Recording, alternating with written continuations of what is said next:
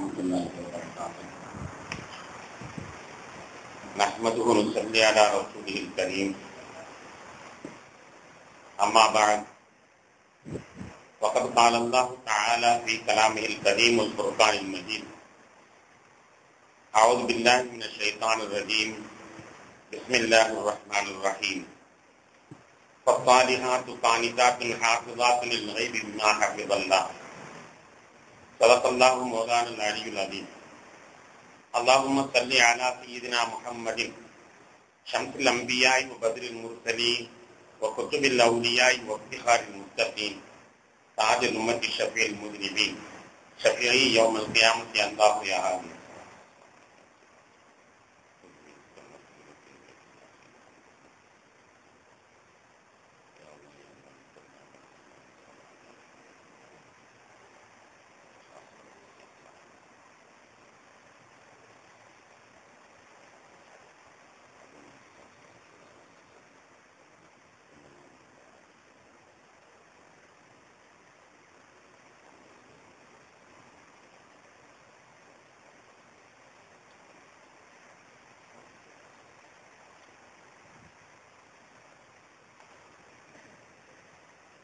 கண்ணியத்திற்கும் மதிப்பிற்கும் மதித்தான பெரியோர்களே, சகோதரர்களே, அல்லாஹ்வின் பேரருளால் 7ஆம் நாள் தராவீஹ் தொழுகை நிறைவு செய்துவிட்டு அமர்ந்திருக்கிறோம். இந்த நன்னாட்களில் அல்லாஹ் தஆலா தன்னுடைய அடியார்களுக்கு வழங்குகின்ற அனைத்து நல்பாக்கியங்களையும் நாம் அனைவர்களுக்கும் தந்தரல் புரிவானாக. சிறப்பான இந்த இரவுகளின் நரக விடுதலை வழங்குகின்ற ரப்புல் ஆலமீன் நம்முடைய பேர்களையும் அவ்வாறு விடுதலை வழங்கப்பட்டவர்களில் ஒருவர்களாக கபூல் செய்தல் புரிவானாக. உலகை அச்சுறுத்திக் கொண்டிருக்கின்ற பன்றிக்காய்ச்சல் என்ற நோயிலிருந்து உலக மக்களை பாதுகாக்க புரிவானாக. மக்கள் எல்லாம் பாவமே செய்தாலும் ரப்புல் ஆலமீன் தன்னுடைய மன்னிப்பு மனப்பான்மையை அவர்கள் மீது சொந்த புரிவானாக. கணியத்திற்குரியவர்களே, கண்மணி நாயகம் ஸல்லல்லாஹு அலைஹி வஸல்லம் அவருடைய வரலாற்று சித்திரத்தில் அருமை நாயகம் ஸல்லல்லாஹு அலைஹி வஸல்லம் அவருடைய திருமணம் என்ற தலைப்பிலே சில செய்திகளை நாம் பகிர்ந்து கொள்ள இருக்கின்றோம். கவி ஒருவர் சொல்வார், மனைவி அமைவதெல்லாம் இறைவன் தந்த வரம் என்பதாக. ஒரு கணவனுக்கு மனைவி அமைய பெறுவது மிகப்பெரிய பாக்கியமாகும். இன்னொரு பழமொழி சொல்வார்கள், ஒவ்வொரு ஆணின் வெற்றிக்கு பின்னால் ஒரு பெண் இருக்கிறாள் என்று சொல்வார்கள். ஆணின் வெற்றிக்கு பின்னால் பெண் துணையாக இருக்கிறாள் என்று சொன்னால் கண்மணி நாயகம் ஸல்லல்லாஹு அலைஹி வஸல்லம் அவர்களுக்கு அது பொருத்தமாக இருக்கும். ஆனால் அவ்வாறு இல்லாமல் ஒரு ஆணின் வெற்றிக்கு பெண் காரணியாக இருக்கிறாள் என்று இருக்குமானால் அது பெருமானாருக்கு பொருந்தி வராது. அல்லாஹ்தான் அருமை நாயகம் ஸல்லல்லாஹு அலைஹி வஸல்லம் முழு முக்கிய காரணியாக இருக்கிறார். இது எப்படியானாலும் அருமை நாயகம் ஸல்லல்லாஹு அலைஹி வஸல்லம் அவர்களுக்கு அன்னை கதீஜா ரலியல்லாஹு தஆலா அன்ஹா அவர்கள் அல்லாஹ் தஆலா ஜோடி பொருத்தமாக வாழ்க்கை இணைத்தது மிகப்பெரிய ஒரு பாக்கியமாகும். கணியத்திற்குரியவர்களே, நல்ல மனைவி என்றால் யார்? நல்ல கணவன் என்றால் யார்? கண்மணி நாயகம் ஸல்லல்லாஹு அலைஹி வஸல்லம் அவர்கள் நமக்கு அழகான விளக்கத்தை தந்திருக்கிறார்கள். நல்ல மனைவிக்கு இலக்கணம் சொல்கிற பொழுது வள்ளுவர் கூட இப்படி சொல்வார், தெய்வம் தொழாள் புனல் தொழுதழுவாள் பெய்யன பெய்யும் மழை என்பதாக. தெய்வத்தை தொழாமல் கணவனை தொழுது வருவாள். அவள் வீதியிலே வந்து நின்று கொண்டு மழையை பெய் என்று சொன்னால் பெய்யும் என்று நல்ல மனைவிக்கு இலக்கணமாக வள்ளுவர் இத்தகைய சித்தாந்தத்தை சொல்வார். ஆனால் அவர் சொல்வதின்படி நாம் சிந்தனை செய்து பார்த்தோமேயானால் எத்தனையோ பெண்கள் கற்பு கரசியாக இருக்கிறார்கள். ஆனால் அவர்கள் வீதியில வந்து நின்று மழையை பெய்ய என்று சொன்னால் பெய்யுமா? பெய்யாது. பெய்யவில்லை என்பதற்காக அவருடைய கற்பு களங்கமானது என்று சொல்ல முடியுமா? அதுவும் சொல்ல முடியாது. எனவே இது வாழ்க்கைக்கு பொருந்தாத ஒரு பெரிய தத்துவமாகும். தெய்வனத்தை தொழுவதில்லை, ஆனாலும் கணவனை தொழுவ வேண்டும் என்று குறிப்பிட அவருடைய தத்துவத்திற்கு அது பொருத்தமானது. ஆனால் இஸ்லாம் அல்லாஹ்வை தொழுவர் யாருக்கும் செந்தாட்சி கூடாது. அப்படி செந்தாட்சியை சொல்லியிருந்தால் கணவன் மனைவிக்கு அல்ல, மனைவி கணவனுக்கு செந்தாட்சியை சொல்லி இருப்பேன் என நபிகள் நாயகம் ஸல்லல்லாஹு அலைஹி வஸல்லம் அவர்கள் குறிப்பிட்டிருக்கிறார்கள்.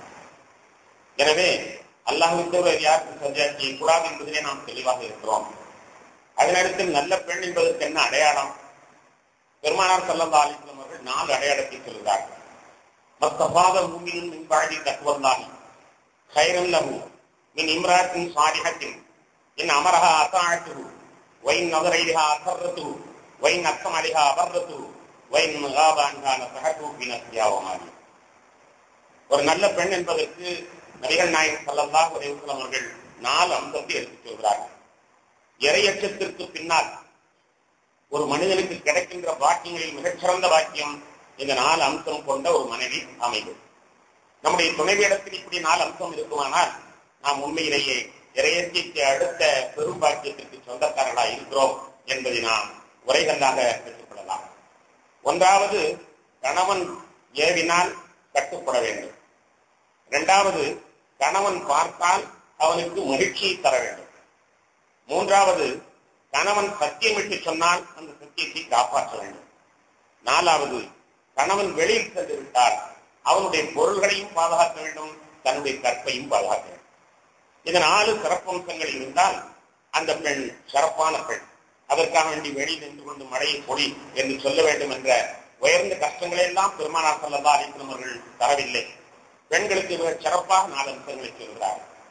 ஏவினால் கட்டுப்பட வேண்டும், பார்த்தால் மகிழ்ச்சியை தர வேண்டும், ஆணையிட்டால் அந்த ஆணையை காப்பாற்ற வேண்டும், வெளியூர் சென்று விட்டால் வெளியிலே சென்று விட்டால் அவனுடைய உடைமைகளையும் பாதுகாத்துக் கொள்ள வேண்டும், தன்னுடைய கற்பையும் பாதுகாத்துக் கொள்ள வேண்டும்.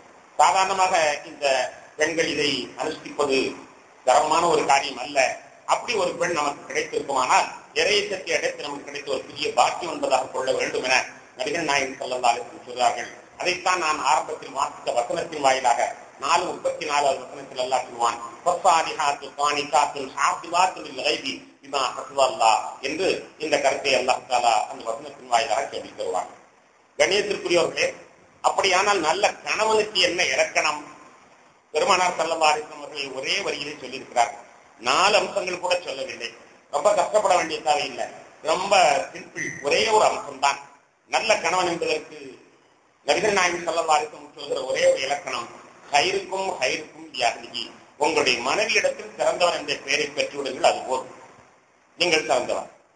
மனைவியிடத்தில் சிறந்தவர் என்ற பெயரை பெற்றுவிட்டால் அது போதும் என்று நபிகள் நாயகம் ஸல்லல்லாஹு அலைஹி வஸல்லம் சொல்கிறார். அதனால் அது கொஞ்சம் தரமான காரியம்தான். ஏனென்றால் வெளியூர்ல நாம் செல்கிறோம், பகலெல்லாம் வெளியில் செல்கிறோம்.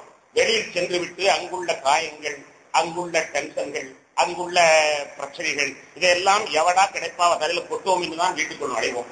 நுழைந்த உடனே அப்பாவி பெண் அந்த மனைவி இந்த பேரில் இருப்பாள். எனவே அவளிடத்தினுடைய எல்லா உணர்வுகளையும் எல்லா டென்ஷன்களையும் சேர்த்து அவளிடத்தில் தாக்குதல் மேற்கொள்வதுதான் கணவர்களுடைய பழக்கமாக இருந்து கொண்டிருக்கிறது. மனைவி மீது கோபப்படுவது, மனைவியின் மீது தன்னுடைய எல்லா விதமான உணர்வுகளையும் கொட்டி தீர்ப்பது என்பது மனிதர்களுடைய பழக்கமாக இருக்கிறது.